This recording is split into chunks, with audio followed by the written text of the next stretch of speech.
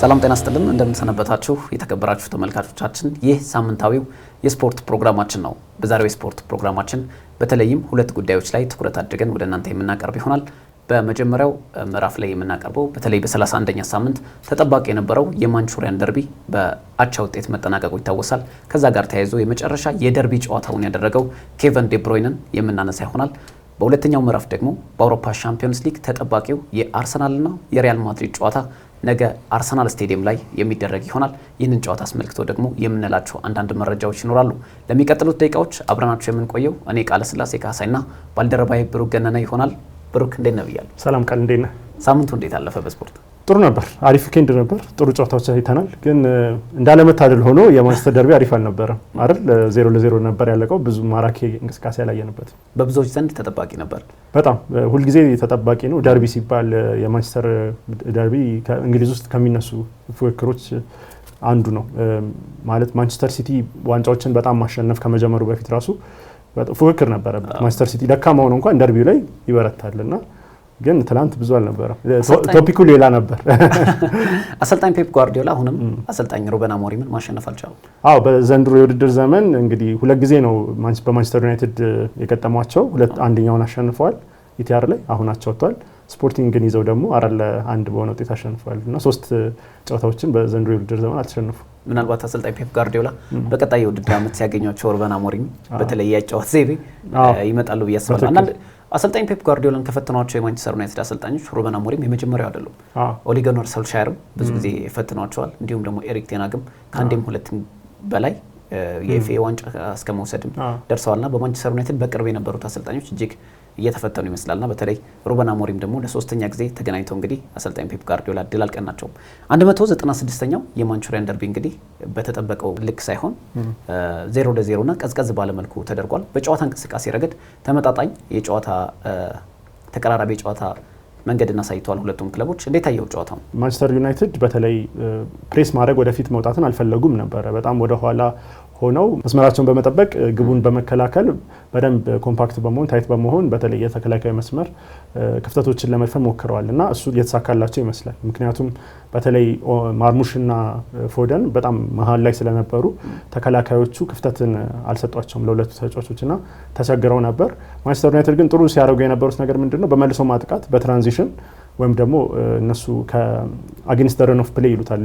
ጨዋታው በተቃራኒው ላይክ ባመዘነበት በተቃራኒው በኩል ጨዋታዎችን ጥሩ በማለፍ ኳሶችን በማሳለፍ በረጅም ኳስን በአጭር ቅብብልም በጥሩ አንድ ሁለትም እድሎችን ለመፍጠር ሞክረዋልና ነገር ግን አንዳቸውንም መጠቀም አልቻሉም። በተለይ ሁለተኛው አጋማሽ አካባቢ በተለይ ዘርክሲ ያገኛቸው ጥሩ እድሎች ነበሩ ያልተጠቀሙባቸው። የመጀመሪያው አጋማሽ ላይ ግን የባከኑ ናቸው። እድሎች ይመጣሉ ግን ልክ የመጨረሻዋ ፔናልቲ ቦክስ ውስጥ ሲገቡ ወይም ደግሞ የመጨረሻ ሶስተኛ ውስጥ ሲገቡ ማበላሸት ይስተዋል ነበር። ኤርሊንግ ብራውት ሃላንድ አለመኖሩ ምናልባት ለማንቸስተር ዩናይትድ እጅግ የጠቀመ ለማንቸስተር ሲቲ ደግሞ እጅግ የጎዳ እንደነበር በጉልህ ታይቷል። ግን አሁን ላለው የፔፕ ጓርዲዮላ ጨዋታ እውነተኛ ሁነኛ 9 ቁጥር አጥቂ በግልጽ እንደሚያስፈልጋቸው የተመለከትንበት ነበር አይደል? በቅርብ ጊዜያት በተለይ በሴንትራል ፎርዋርድ ናቹራል ስትራይከር ማመን ከጀመሩ ጀምሮ ፔፕ ጓርዲዮላ ያለዛ መጫወት በጣም ይከብዳቸዋል። ምክንያቱም ማርሙሽ ብቻውን የሚወጣው ሚናም አይደለም። ማርሙሽ ከሌላ 9 ቁጥር አጥቂ ጎን ሆኖ ነው የሚጫወተው። ከዚህ በፊትም በአይንትራክት ፍራንክፈርት ስኬታማ የሆነው በዛ ጨዋታ ነበር። ከሁጎ ኢኪቲኪ ጋር ተጣምሮ ስለነበር ስኬታማ የሆነው። ማንቸስተር ሲቲም ከመጣ በኋላ ኤርሊንግ ሃላንድ ጋር ጥሩ መግባባት ነበራቸው። እዛ ቦክስ ውስጥ ሆኖ የሆነ ለተከላካዮቹ የማይመች ኢንቫይሮንመንትን መፍጠር የሚችል አጥቂ ያስፈልጋል። ከዛ በኋላ ደግሞ ከክንፍ ሆነው ደግሞ ለውጥን ማምጣት የሚችሉ ተጫዋቾች ያስፈልጋሉ እና ትላንት ያልነበረም ግሬሊሽ ተጠባባቂ ወንበር ላይ ነበር፣ ዶኩም ተጠባባቂ ነበር። ከተቀየሩ በኋላ ቢያንስ አሁን ዶኩ ተጫዋቾችን አንድ ለአንድ አግኝቶ ድሪብል አድርጎ ለማለፍ ሲሞክር ተመልክተነዋል እና ትላንት እንደውም የኮሜንታተሩ ሲናገር ነበረ በዘንድሮ የውድድር ዘመን ብዙ የተሳኩ ድሪብሎችን ያደረገው ዶኩ ነው እና ይሄ ራሱ አንድ አድቫንቴጅ ነው። በመስመር ላይ አንድ ሁለት ተጫዋቾችን ቀንሶ ማለፍ ለአጥቂ መስመሩ የተሻለ እድልን ነው የሚሰጠውና ይሄንን አጥተዋል፣ ዊድዝ አጥተዋል። በጣም በተደጋጋሚ ከጨዋታው በኋላ እነ ፖል ስኮልስም ሌሎች ተንታኞችም ሲያነሱት የነበረው ጥያቄ ለራሳቸው ለፔፕ ጓርዲዮላም የስካይ ስፖርትስ ጋዜጠኛ የጠየቃቸው ዊድዝ አታችኋል የሚል ነበርና ያ ዋጋ ያስከፈላቸው ይመስላል። አሰልጣኝ ፔፕ ጓርዲዮላ ከማንቸስተር ዩናይትድ እንዲሁም የሩበን አሞሪምን ያጫወት መንገድ ለመስበር ይሞክሩ ይመስለኛል። እንደውም የድሮ ማንቸስተር ሲቲን ለማስታወስ ሞክሬያለሁ ብሩክ። አሰልጣኝ ፔፕ ጋርዲዮላ ትልቅ ጨዋታዎች በሚኖርበት ወቅት በተለይ የመሃል ሜዳ ክፍላቸውን በባለልምድ ተጫዋቾች ይከቡታል ማለት እንችላለን። የመሃል ሜዳውን ክፍል ትናንትም የተመለከትነው ኤካይ ጎንዶጋን፣ ኬቨን ዴ ብሮይነ እንዲሁም ማቴዮ ኮቫቺች ነበሩና ሶስቱም የአማካይ ክፍሎች በእነሱ መሃል እንዲታጠርና ሶስቱም ባለልምድ እንደሆኑ ይታወቃሉ ሶስቱም ተጫዋቾችና ምናልባትም ብሩኖ ፈርናንዴዝን ለማጥፋት የተደረገ ኢላማ መስሎ የነበረ የጨዋታ ዘይቤ። ምክንያቱም በቅርብ ጊዜያት በጥሩ አጫዋት ላይ የነበረው ሳቪኒዮን አልተጠቀሙ፣ እንዲሁም ደግሞ ጄሬሚ ዶኩን ደግሞ አንድም የመስመር ተጫዋች አልተጠቀሙ። ምናልባት 2025 ከገባ ወዲህ ጥሩ እንቅስቃሴ እያደረገ የሚገኘው ነገር ግን ባለፉት ሳምንታት ደግሞ ጥሩ አቋሙ ላይ ያልነበረው ፊል ፎደን ነበር በዛ ቦታ ላይ ያጫወቱትና ምናልባት ከተጠበቀው ይልቅ ያልተጠበቀ አሰላለፍን ይዘው ገብተዋል። ያለ አንድም የፊት መስመር አጋዥ ለማርሙሽ ሊያገዝ የሚችል ተጫዋች አልተጠቀሙ ማለት እንችላለን። ሁሉም ይሄ ምንድነው ፎልስ ናይን እንደምንለው አይነት አሰላለፍ ነው የተጠቀሙት። ምክንያቱም የጀረሚ ዶኩ ከገባ በኋላ በማንቸስተር ሲቲ በኩል የነበረው እንቅስቃሴ ለመመልከት እንደተሞከረው ወደ ጎል በፍጥነት ለመቅረብ የሞከሩበት አጋጣሚ ነበር። ሳቪኒዮ በዛ ጨዋታ ላይ ለመኖሩ እንግዲህ ለማንቸስተር ዩናይትድ ይሄ በጣም አስፈሪ የምትለው የማንቸስተር ሲቲ የፊት መስመርን ያን ያህል አላጋጥማቸውም ብዬ አስባለሁ። ግን ለማንቸስተር ሲቲ አንድ መልእክትን ያስተላለፈ ጨዋታ ይመስለኛል። በተለይ ኤርሊንግ ሃላንድ አሁን ብቻው ነው። በተለይ ሁሊያን አልቫሬዝ ማንቸስተር ሲቲ ለቆ ወደ አትሌቲኮ ማድሪድ ካቀና በኋላ አሁን ሁነኛ አጥቂ ማንቸስተር ሲቲ የለው። ኤርሊንግ ብራውት ሃላንድ ነው ተማምኖ የሚሰራውና ምናልባት ማንቸስተር ሲቲ አሁን ባለፉትም በጥር የዝውውር መስኮት ዲፓርትመንቱ ያጠናከራቸው ዲፓርትመንት ቦታዎች ስትመለከት የመሃል አማካይና በፊት መስመር በኩል የመስመር ተጫዋቾችን ነው። ግን ምናልባት አሁንም የኤርሊንግ ሃላንድ ተተኪ ተጫዋች ግን እንደሚያስፈልገው በጉል ያየንበት ጨዋታ ነበር ብዬ አስባለሁ። በማንቸስተር ዩናይትድ በኩል ጥንቃቄ የተሞላበት የመከላከል መስመር እንዲሁም አንድሬ ኦናና ደግሞ በንቃት ግቡን ሲጠብቅበት የነበረበት አጋጣሚ እንደነበር ይታወቃል። ግን አሁንም የሩበን አሞሪም ማጫወት ግን ተመሳሳይ መሆኑ ግን ተመልክተናል። ትናንትም 3-5-2 ማለት እንችላለን 3-4-2-1 ነበረ። በኋላ ላይ ሲከላከሉ በመልሶ ማጥቃት በሚጠቀሙበት ወቅት ደግሞ 5-3-2 ነው። ቅርጹ ራሱ በደንብ ጨዋታው ላይ ስንመለከተው ነበርና ምናልባት አሁንም የሩበን አሞሪም ማጫወት ምናልባት ተለዋዋጭ አለመሆን ማንቸስተር ዩናይትድ ዋጋ ያስከፍለውም ወይ? አዎ ብዙ ጊዜ ጥያቄ የሚነሳው እንደዛ ነው። ግን ምንድነው እሳቸውም እሱም ወጣት ስለሆነ በተደጋጋሚ የሚናገረው ይሄ ጨዋታ ስታይል በቃ ያመነበትና የማይቀየረው ነገር እንደሆነ ነው። ስፖርቲንግም ያሉ ደጋፊዎች ራሳቸው ሲናገሩ መጀመሪያ ጥያቄ ነበር። አሞሪም ወደ ስፖርቲንግ ሲሄድ ለምንድን ነው ሁልጊዜ እንደዚህ አይነት አጫወት የሚከተለው? ለምንድን ነው የተሻለ ነገርን የማያደርገው ወይም ደግሞ ፍሌክሲብል የማይሆነው የሚሉ ጥያቄዎች ሲነሱ ነበር። ነገር ግን ወዲያውኑ አይደለም ውጤቱን ያዩት የስፖርቲንግ ደጋፊዎች፣ መታገስ ነበረባቸው። ከዛ በኋላ ብዙ ጊዜ አሞሪም ምንድነው እዛም በነበረ ወቅት በደጋፊው ዘንድ በሚዲያው ዘንድ ትልቅ ቦታ ያላቸው ትልቅ ስም ያላቸው ነገር ግን መልበሻ ክፍል ውስጥ እሱ ጥሩ ናቸው ብሎ ያላሰባቸውን ሸጧል እና ይሄንንም ተመሳሳይ ነገር እያየን ነው። ማንቸስተር ዩናይትድ አጫወቱን አልቀየረም። ስም ያላቸው ተጫዋቾችን በውሰትም ሰጥቷል እንደዛ። ስለዚህ የራሱን አይዲያ እያመጣ ያለ አሰልጣኝ ነው። ከምንም ነገር በላይ ግን አሞሪም ምናልባት ለማንቸስተር ዩናይትድ ደጋፊዎች ጥሩ ተስፋ ይሰጣል የምለው ነገር በጋዜጣዊ መግለጫዎች ወቅት ግልጽ በሆነ መንገድ ያለውን ችግር ያለበትን ሁኔታ የመግለጽ ብቃት አለው፣ ኮሚኒኬት የማድረግ ብቃት አለውና ያ ደግሞ ተጫዋች ላይ የሚኖረው ተጽዕኖ በጣም ጠንካራ ነው የሚሆነውና እስቲ የምንመለከት ይሆናል። ግን ከጊዜ ወደ ጊዜ ቢያንስ ውጤት እንኳን ባይሆን የተወሰነ መሻሻሎች እየተመለከትን ነው። አሁን ባለፈው በኖቲንጋም 1-0 ተሸንፎ ነበር። ግን እዛ ጨዋታ ላይ መጥፎ ነበሩ የሚባል አልነበር። ማንቸስተር ዩናይትድ በርካታ ድሎችን ፈጥሯል። በድብድሎች ሙከራም የተሻሉ ነበሩ። በትላንትናው ጨዋታም እንደዛ ነበሩና እርግጥ ነው ለውጦች በጣም ረጅም ለውጥ ያስፈልገዋል። ግን ፍንጮች እያየን ነው እና ምናልባት በቀጣይ የውድድር ዓመት በተለይ በክረምቱ የዝውውር መስኮት የሚያስፈርማቸውን ተጫዋቾች ከራሱ ያጫወት ዘይቤ ያጫወት መንገድ ጋር ሊሄዱ የሚችሉ ተጫዋቾችን ካስፈረመ በኋላ ምን መለከተው ይሆናል። ምክንያቱም አሁን በማንቸስተር ዩናይትድ ውስጥ ያሉት ስብስብ ተጫዋቾች በሙሉ አንድም ተጫዋች ሩበን አሞሪም ያስፈረሙት የለም። ምናልባት ዶርጉን ነበር በጥሩ የዝውውር መስኮት ያስፈረሙት አይደል? ዶርጉ ነበር። የዶርጉን ኢምፓክት ግን ታየዋለህ ምን ያህል ለአሞሪም ያጫወት ስልት በጣም የተመቸ ተጫዋች እንደሆነ ማለት ነው።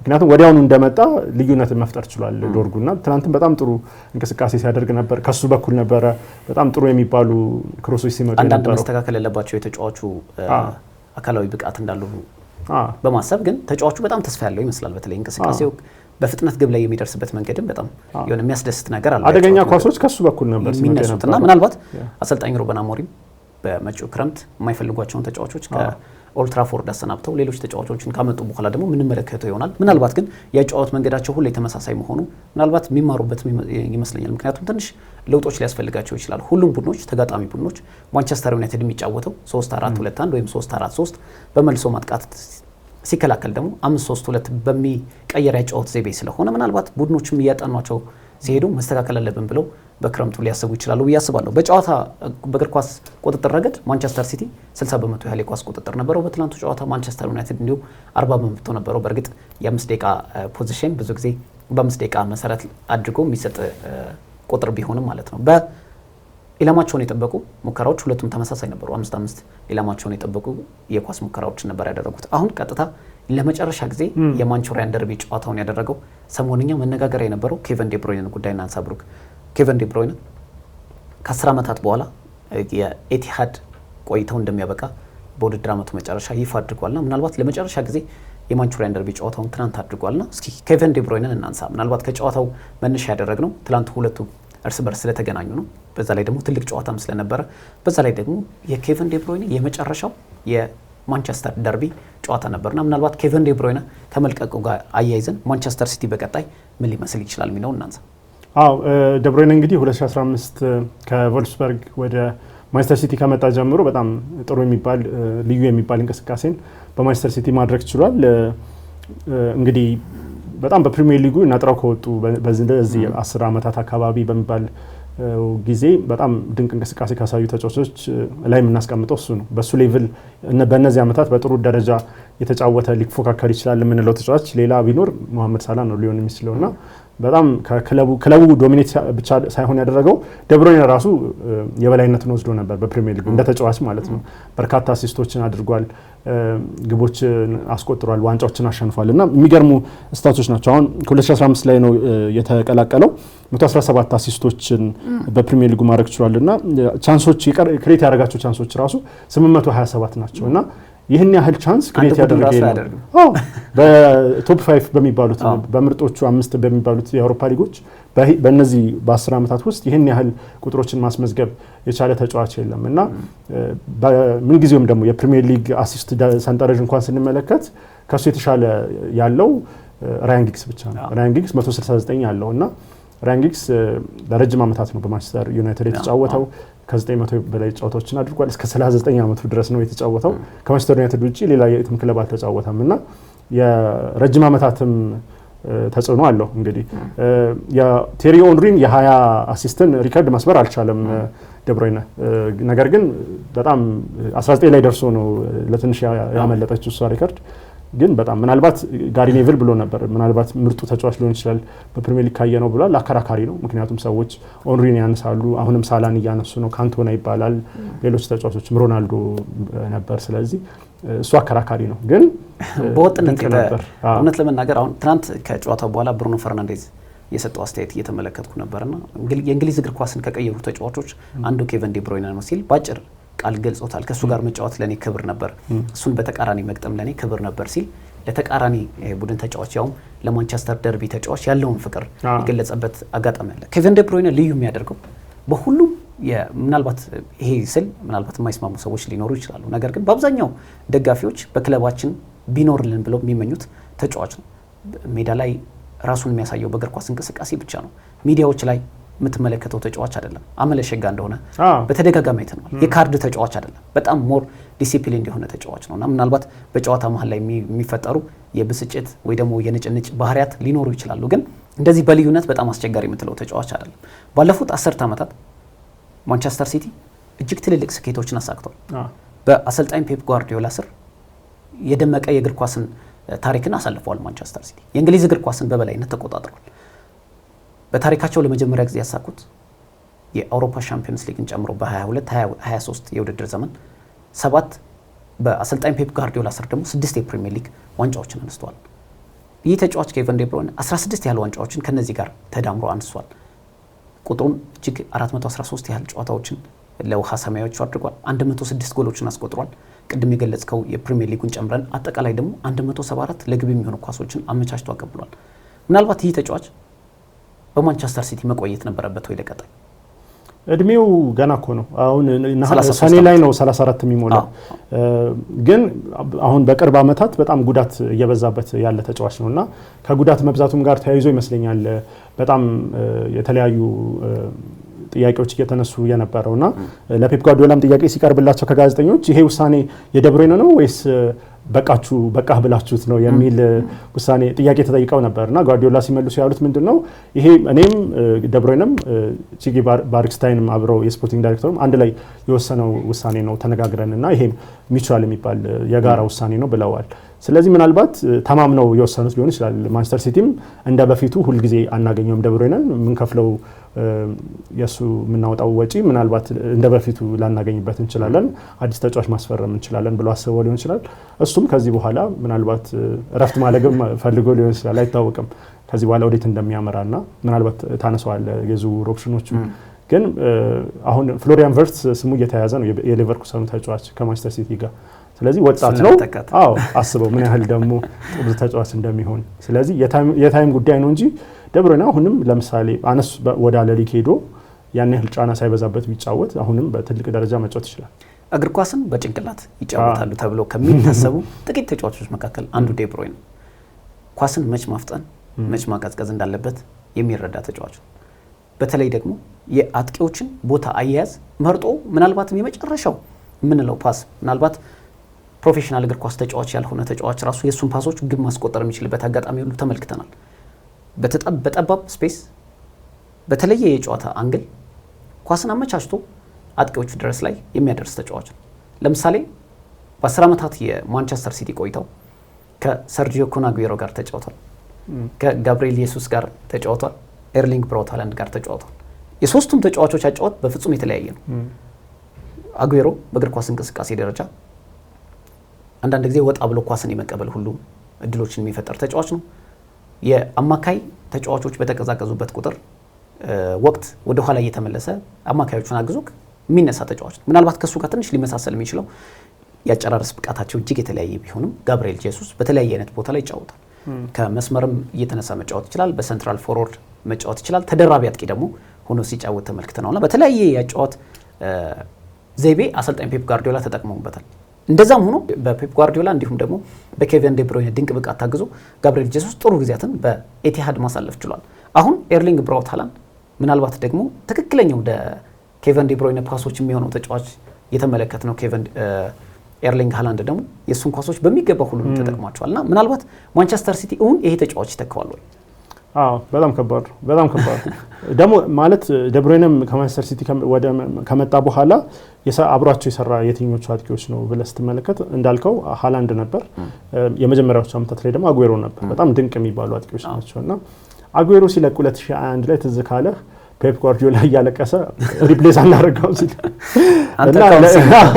የደብሮይነንም እንደዛ ይላል ብዬ ጠብቄ ነበር ባለፈው ፕሬስ ኮንፈረንስ። ምናልባት ልዩነት ብሩክ ልክ ብትሆንም አሁን ለምሳሌ ኩን አጉዌሮ በውድድር ዓመቱ መጨረሻ ነበር ይፋ ያደረገው በወቅቱ። ኬቨን ዴብሮይነ ምናልባት በፕሪሚየር ሊጉ 7 ጨዋታዎች ይቀራሉ። የገረመኝ ብሩክ በክለቦች ዓለም ዋንጫ ላይ አይሳተፍም፣ ምክንያቱም ጁን ላይ ነው የሚያልቀው ኮንትራቱ። ስለዚህ ይሄ ልጅ የሚኖረው ጨዋታ ከዚህ በኋላ ኤፍኤ ዋንጫ እና የ7 የፕሪሚየር ሊግ ጨዋታዎች ናቸው። ምናልባት አስቀድሞ የኤርገን ክሎፕ አይነት ተመሳሳይ አይነት ሽኝት ይመስላልና ምናልባት ጊዜው ይሁን ፔፕ ጓርዲዮላ እንደዛ ያልሆነበት ይመስለኛል። አሁን እኔ ፍሎሪያን ቨርትስ በጣም የፍሎሪያን ቨርትስ አድናቂ ነኝ። በጣም ጥሩ ተጫዋች እንደሆነ አምናለሁና ከዚህም በላይ ደግሞ ሌቨርኩሰን እያደረገ ካለውን በላይ ትልቅ ቡድን ውስጥ ቢሄድ የበለጠ ተጽዕኖ ማሳደር ይችላል ብዬ አስባለሁ። ፔፕ ጓርዲዮላ ደግሞ እንደሱ አይነት ተጫዋችን ካገኘ በጣም ወደ ቀጣይ ሌቭል መውሰድ ይችላል ብዬ አምናለሁና ትክክለኛ ታርጌት ይመስለኛል ለሱ። በርካሽ ያገኙትም እንደምናስበው ግን ፍሎሪያን ቨርትስ አሁን ማለት ይተካዋል አይተካውም ሳይሆን ግን በቃ ማይንዴ ላይ ያለው ደብሮይነ ከወጣ እሱ ይገባል የሚል ነው። ነገር ግን እሱም ያው ጥሩ አቋም ላይ ያለ ተጫዋች ስለሆነ ነው እንጂ እንደ ደብሮይነ ይሆናል ብለን በእርግጠኝነት መናገር አንችልም። ምክንያቱም ቁጥሮቹን ስናይ ነው ደብሮይነ ምን አይነት ድንቅ ተጫዋች እንደነበር የምንመለከተውና የፕሪሚየር ሊግ የምን ጊዜም ምርጥ አሲስት የሚሰጡ ተጫዋቾች ብለን ብንመለከት አሁን ለምሳሌ ኦፕታ ያወጣው መረጃ ላይ አንደኛ ቁጥር ላይ የሚቀመጠው ራያን ጊግስ ነው። ቅድም እንዳልኩት 169 አሲስቶች አሉት። እነዚህ በደቂቃ ሲሰሉ ማለት ነው በየስንት ደቂቃው ነው አሲስት የሚያደርገው ብለህ ስታየው የራያን ጊግስ 287 ደቂቃ ነው። በየ287ኛው ደቂቃ ነው አሲስት የሚያደርገው ነው። የኬቨን ደብሮይነ 118 አሲስት ነው በአጠቃላይ ግን በየ177ቱ ደቂቃው ነው። ይሄ ሁሉም ይበልጣል ማለት ነው። ኦልሞስት እንደዛ ማለት ነው። ሴስክ ፋብረጋስ 111 አለው፣ ሩኒ 103፣ እንደዚሁም ፍራንክ ላምፓርድ 102 አሲስት አላቸው። ሁሉም አሁን ፋብረጋስ 238 ደቂቃ ነው፣ የሩኒ ከ360 በላይ ነው፣ የፍራንክ ላምፓርድም ከ470 በላይ ነው። እና ምን ያህል ቶሎ ራሱ አሲስት እንደሚያደርግ 177 ደቂቃ ማለት በጣም ፈጣን ነው። ቶሎ ነው አሲስት የሚያደርገው ይሄ ተጫዋች ማለት ነው። እና ተለክተው የሚላኩት ኳሶቹ ቅድም ስለነበርና መጥኖ የሚልካቸውን ኳሶቹ በጣም አስገራሚ ናቸው። እና የትኛው ማጥቂ እንደዚህ አይነት ፓሰር እንደዚህ አይነት ኳስ አቀባይ ቢኖረኝ ብሎ የሚመኘው አይነት ተጫዋች ነው። ኬቨን ዴ ብሩይነ ሌላው ለየት የሚያደርገው ነገር ብሩክ ከግል ክብሮች ይልቅ ለቡድን ክብሮች ለቡድን ስኬቶች በጣም የሚለፋ ተጫዋች ነው። አንድም በነገራችን ላይ የእንግሊዝ ፕሪሚየር ሊግ የወሩ ኮከብ ተጫዋች ተብሎ ተመርጦ ያውቃል። በጣም የሚያስገርመው ነገር አብዛኞቹ እሱ በላካቸው ኳሶች ስኬታማ የነበሩት ግን የወሩ ኮከብ በርካታ ጊዜ ማሸነፍ ችለዋል። ኩን አጉዌሮ የምናስታውሰው ነው። በይበልጥ ደግሞ ኤርሊንግ ሃላንድ እንግዲህ በተደጋጋሚ የምናስታውሰው ነው። እርግጥ ነው ካሳለፍነው የውድድር ዓመት ጀምሮ በተለይ ጉዳት ካጋጠመው በኋላ በነበረው የበፊት ብቃቱ ላይ አይገኝም። እውነት ለመናገር ግን ስቲል ነው ለማንቸስተር ሲቲ ግልጋሎቱን መስጠቱን ቀጥሏል። ማንቸስተር ሲቲ ስናነሳ ብሩክ በተለይ የመሃል ሜዳ ተጫዋቾች ማግኘት ይዋጣለታል። ብንመለከት አሁን ላይክ እንደነ ዴቪድ ሲልቫን እንደነ ፈርናንዲኒዮን እንደነ ሮድሪ የመሳሰሉ ተጫዋቾችን አሁን ብንመለከታቸው ኮቫቺች ራሱ በርናርዶ ሲልቫ እና እንዲሁም ደግሞ ራሱ ደግሞ ኬቨን ዴ ብሩይነን ማንሳት እንችላለን። ምናልባት የአሰልጣኞቹ የማንቸስተር ሲቲ የተመሰረተበት ዓላማ በመሃል ተጫዋቾችን ፎከስ ማድረግ ነው። ምክንያቱም በፊትም ስንመለከት ሮቤርቶ ማንቺኒ፣ ማኑኤል ፔሌግሪኒ እንዲሁም እነ ማርክ ሂውዝን ጨምሮ አብዛኞቹ አሰልጣኞች መሃል ተጫዋቾችን ልክ ሲመጡ የራሳቸው ነገር ለምሳሌ ፔፕ ጓርዲዮላ ሮድሪን አምጥቶ የማንቸስተር ሲቲን የመሃል ሜዳ ክፍልን ሙሉ በሙሉ በሚባል መልኩ ያጫወት መንገዱን እንደቀየረው ሁሉ የነ ዴቪድ ሲልቫንም የሌሎቹንም ተጫዋቾች ስትመለከት ምናልባት እንደ ክለብ መነሻን ያደረጉት የመሃል ሜዳ አማካይ ተጫዋቾች ላይ ነው ፎከሳቸው የሚለውን እስኪ እናንሳ። በተለይ ሲጀመር ፔፕ ጓርዲዮላ የመሃል አማካይን ነው የሚወደው አንቱ እናንተ እና በጣም የሚመርጠው ተጫዋች እንደዛ ያሉ ነገሮችን ነው። ሲጀመር እሱም የመሃል ሜዳ ተጫዋች ነበር።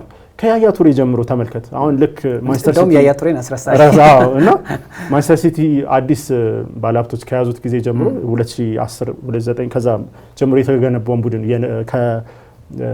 ማንቺኒ ጀምሮ አቡዳቢ ግሩፕ ከያዘ በኋላ ማለት ነው ማንቸስተር ከማንቺኒ ጀምሮ ያሉትን ስትመለከት ያያ ቱሬን ያነዘውት ለዛ ነው። ምክንያቱም የዛኔ ኢንፍሉዌንሻል የነበረው እሱ ነው። ያያ ቱሬ፣ ዳቪድ ሲልቫ እያልክ ቀስ እያልክ ስትመጣ የአማካዮች ምን ያህል በርካታ ስኬታማ አማካዮች እንደነበሩ ማየት ትችላለህ።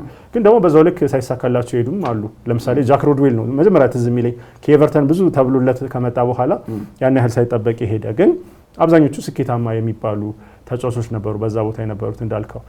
አጥቂዎችንም ብንመለከት እንደዛው ነው። እንችላለን ካልተሳካላቸው የመሃል ሜዳ አማካዮች ካልቨን ፊሊፕስ ያው የፔፕ አጠቃቀምም እድል አልተሰጠውም ማለት እንችላለን።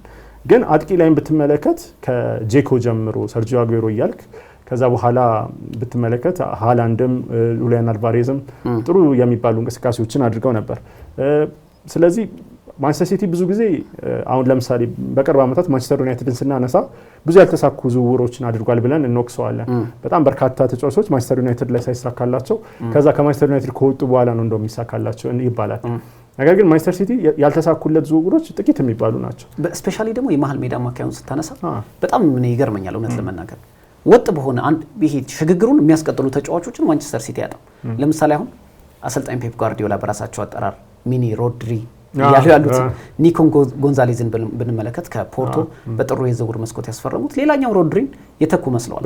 አሁን ለምሳሌ እንመልከት ፍሎሪያን ቨርትዝ ነው እየተከታተሉት ያሉት። ፍሎሪያን ቨርትዝ በባየር ሌቨርኩሰን እንዲሁም በጀርመን ቡንደስሊጋ ምን ያህል ተጽዕኖ እየፈጠረ እንዳለ ከነ ሪያል ማድሪድ ጀምሮ ራሱ ባየር ሙኒክ፣ ፓሪስ ሴን ጀርሜን ጨምሮ የተለያዩ ክለቦች የሚፈልጉት ተጫዋች ነውና ምናልባት የምልመላ ሂደታቸው የአማካይ ስፍራ ተጫዋች ያላቸውን የእይታ ልክ በጣም ያስደንቀኛል። ምክንያቱም ይህን ያክል ቅድም እንደገለጽከው ጃክ ሮድዌል አሰልጣኝ ሰር አሌክስ ፈርጉሰን በጣም ይፈልጉት የነበረ ተጫዋች እንደነበር ይታወቃል። አልተሳካለትም።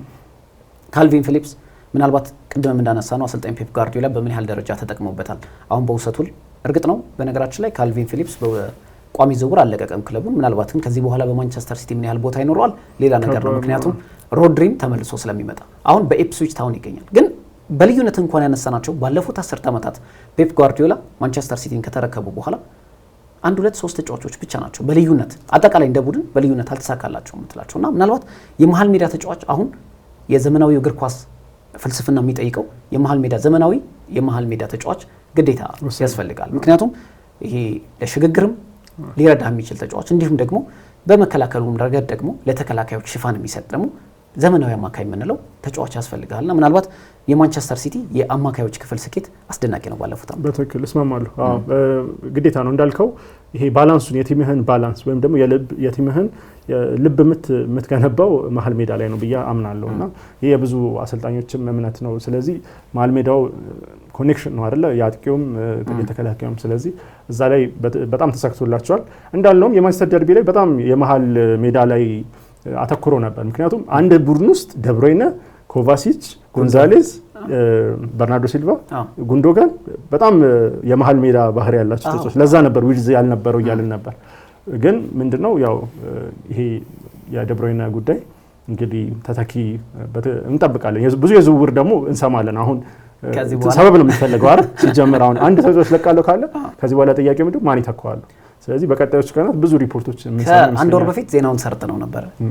በተለይ የኬቨን ዴ ብሮይነ የማንቸስተር ሲቲ የውድድር ዓመቱ መጨረሻ ይሆን ወይ? ምክንያቱም ዴ ብሮይነ በተለይ በዘንድሮ የውድድር ዓመት ቢያንስ ለአንድ ወይ ለሁለት ዓመት ውሉን ያራዝማል ተብሎ ሲጠበቅ ነበር። ምክንያቱም ከፍተኛ የዝውውር ገንዘብ ከአልናስርና አልሂላል ቀርቦለት ነበር ከሳውዲ ክለቦች በክረምቱ የዝውውር መስኮት። በጥር የዝውውር መስኮትም ሊያስፈርሙት ሞክረው ነበር። ግን ከክለቡ ጋር ያለኝን ውል አጠናቀቃለሁ፣ በቀጣይ ከክለቡ ጋር ስለሚኖረኝ ቆይታ አነጋገራለሁ በሚል ታማኝነቱን አሳይቷል። ምክንያቱም በ10 ዓመታት የውል ስምምነት ቆይታው በመሀል የተራዘሙ የውል ስምምነቶች እንደነበሩ ይታወቃል። አሁን ግን ይህ ተጫዋች ምን ያህል ታማኝ እንደሆነ መታቀም ገንዘብ ፈልጎ አልሄደም። ለምሳሌ የውድድር ዓመቱ መጠናቀቂያ ላይ ውሉ እንደሚጠናቀቅ እንደሚያበቃ ያውቃል። ነገር ግን ክለቡን የሚለቀው ውሌ ሲጠናቀቅ ነው በሚል ቆይቷል እስካሁን እና ይህ ተጫዋች ታማኝነቱንም ለማንቸስተር ሲቲ አሳይቷል። ሁለተኛ ነገር ደግሞ በወጥ አቋም ቡድኑ ስኬታማ እንዲሆን ትልቅ አስተዋጽኦ አበርክቷልና ምናልባት አሰልጣኝ ፔፕ ጋርዲዮላ ከስንብቱ በኋላ ዛሬ ለሲቲ የሀዘን ቀን ነው ሲሉ ገልጸዋልና ምናልባት ብሩክ አንድ ነገር እናንሳ በዚህ ላይና የዴ ብሮይነን ጉዳይ እያጠናቀቅን እንሄዳለን። አሁን የማንቸስተር ከተማ ተወካይ የሆነው ማንቸስተር ሲቲ ለኬቨን ዴ ብሮይነ ሐውልት ያቆምለታል። ለምንድን ነው የማንቸስተር ሲቲ ተወካይ ትዝ ይላል ቴቪስ በልዩነት እንዳታጣላ ማንቸስተር ከተማ ተወካዮች ምናልባት ማንቸስተር ዩናይትድ ማንቸስተር ሲቲ ስለሆነ ምን ትዝ አለ መሰለህ እንደዛ ስትል ቴቪስ 2009 ላይ ማንቸስተር ዩናይትድ ለቀቀ አይደል? ከዛ ወደ ማንቸስተር ሲቲ ነው ሄደው። ከዛ በኋላ ምን አደረጉ ማንቸስተር ሲቲዎች የከተማዋ መግቢያ ላይ በትልቁ ስዕሉን ቦርድ አላስተውስም ግን ዌልኮም ቱ ማንቸስተር ብለው የቴቪዝን ከዛ በቀጣዩ ደግሞ ተገናኘ ቡድኑ ላይ እና ይሄ ኢንቴንሲቲ በጣም እንትን ነው የተጋነነ ነው። ማንቸስተር ዩናይትድ ለቀ ሲቲ መሄድ በጣም ከባድ ነገር ነው። ደ ብሮይነ ግን ምንድነው ይሄ እንደዚህ ጥርስ የምነክስበት ተጫዋች አይደለም። ምክንያቱም ትላንት ጨዋታው ከተጠናቀቀ በኋላ እየተመለከትኩኝ ነበር። ፈርናንዴዝ ሄዶ አቀፈው አወራው። ከዛ ኤሪክሰን፣ ሆይላንድ ተራ በተራ እሱ ጋር እየሄዱ ነበር እና ምን ያህል እንደሚከበር ምን ያህል እንደሚወደድ ምን ያህል ዩኒቨርሳሊ ጥሩ እንትን እንዳለው ስም እንዳለው ነው የምትመለከተውና ማንቸስተር ሲቲ ከባድ ነው። ከባድ ጊዜ እንደሚሆንበት መጠበቅ ትችላለህ። ግን ይሄንን አስቀድመው ነው ፕላን የሚያደርጉት። ለኛ ነው እንጂ ዜና ለነሱ ዜና አይደለም። አስቀድመው የሚያውቁት የሚዘጋጁበት ነገር ነው። ስለዚህ ጥሩ ስትራክቸር ያለው ክለብ ስለሆነ ማንቸስተር ሲቲ ሐውልት ያቆምለት ሐውልት ምናልባት በማንቸስተር ሲቲ ላይክ ስቴዲየም በር ላይ ኤቲሃድ ስቴዲየም በር ላይ ከቆመላቸው ሐውልት ከቆመላቸው ተጫዋቾች መካከል በእርግጥ ብዙ ጥያቄ ይነሳበታል። ለምሳሌ ማንቸስተር ሲቲ ለሰርጂዮ ኩናጊዮሮና ለዴቪድ ሲልቫ ሐውልት አቆመላቸዋል። ቪንሰንት ኮምፓኒ ያለው ይመስለኛል። ምናልባት ለያያ ቱሬ ማቆም ነበረበት ሐውልት የሚሉ ብዙ ሰዎች ያነሱ ነበር። ያያ ቱሬ እኮ ለልደቴ ኬክ አልተሰጠኝም ብሎ አኩርፎ የሆነ ጊዜ ትዝ ይላል አይደል? ያያ ቱሬ ማለት ማንቸስተር ሲቲ ነው ማለት ነው። ወደ ከፍታ ያመጣው እንደውም ብዙዎች ኢቭን የማንቸስተር ሲቲ ደጋፊዎች የሆነ ጊዜ ፒቲሽን ሲያሰባስቡ እንደነበር የድጋፍ ድምጽ ሲያሰባስቡ እንደነበር ይታወቃል። ያያ ቱሬ ሐውልት ሊቆምለት ይገባል። እንደውም ብዙዎች ጥቁር ከመሆኑ ጋር ሲያያይዙት ነበር። ምክንያቱም ሌሎቹ የቆመላቸው ከነሱ ያልተናነሰ ታሪክ ጽፏል። ማንቸስተር ሲቲ ለአዲስ ለውጥ ሲነሳሳ ትልቁ መሪ የነበረው ያያ ቱሬ ነበር ተብሎ እንደውም አንዳንዶች የምንጊዜም የፕሪሚየር ሊጉ ምርጥ አማካይ ብለው ሁሉ በልዩነት የሚያነሱት ተጫዋች ነው። ሐውልት አልቆመለትም ይላሉ እና ምናልባት ይመስለኛል የሚያደርጉለት ይመስለኛል ይሁሉ አድርጎ እንደውም አሰልጣኝ ፔፕ ጋርዲዮላ በእርግጥ አሰልጣኝ ፔፕ ጋርዲዮላ እና ያያ ቱሬ በዚህ አጋጣሚ እንደማይዋደዱ ይታወቃል። በባርሴሎና እያለም ይታወቃል። ደግሞ በማንቸስተር ሲቲ ያለው እንደውም ከአሰልጣኝ ፔፕ ጋርዲዮላ ጋር አንዳንድ ነገር ይያዙባቸዋል። ወደ ሌላ ርዕስ እናንገባ በሚል ምናልባት ግን ሐውልት የሚቆምለት ከሆነ ኬቨን ዴ ብሮይነ ያለኝን ገንዘብ አዋጣለሁ ሲሉ ድጋፋቸውን ገልጸዋልና በእርግጥ የኬቨን ዴ ብሮይነ እና የፔፕ ጋርዲዮላ የአባትና ልጅ አይነት ቅርበት ያላቸው ብዙ ጊዜ ሲጋጩ ትሰማለህ፣ ብዙ ጊዜ ሲዋደዱ ትሰማለህ። የሆነ ጊዜ ሜዳ ላይ ራሱ አሰልጣኙን የማይሆን መልስ ሲመልስለት ተመልክተናል። የሆነ ምን አድርግ ነው የምትለኝ አይነት ነገር ግን ስቲል ያላቸው ፍቅር በጣም ጥግ ድረስ እንደሆነ ይታወቃልና ምናልባት ትላንት የማንቸስተር ዩናይትድ ተጫዋቾች ሐውልቱ ያው እንደሚቆምለት እኔም ይሰማኛል። በተለይ ዴ ብሮይነ ሐውልት ይቆምለታል ብዬ አስባለሁ ከሰራውም ስራ አንጻር ለክለቡም ካበረከተው አንጻር። ትላንት የማንቸስተር ዩናይትድ ደጋፊዎችም ሳይሆን ተጫዋቾች በተለይ ስሜታዊ ሆኖ ነበር። በተለይ የመጨረሻው የማንቸስተር ደርቢ ጨዋታው ነው። በማንቸስተር ደርቢ 22 ያህል ጨዋታዎችን ከማንቸስተር ዩናይትድ ጋር አድርጓል ኬቨን ዴ ብሮይነ። በእርግጥ ቁጥሩ ምናልባት ስኬታማ ነበር በማንቸስተር ደርቢ አልነበረም የምናነሳ ይሆናል። እርግጥ ነው 3 ጎሎችን አስቆጥሮ 6 ለግብ የሚሆኑ ኳሶችን በእነዚህ 22 ጨዋታዎች ላይ አስመዝግቧል። 10 ጨዋታ አሸንፏል፣ 7 ጨዋታ ደግሞ ተሸንፏል።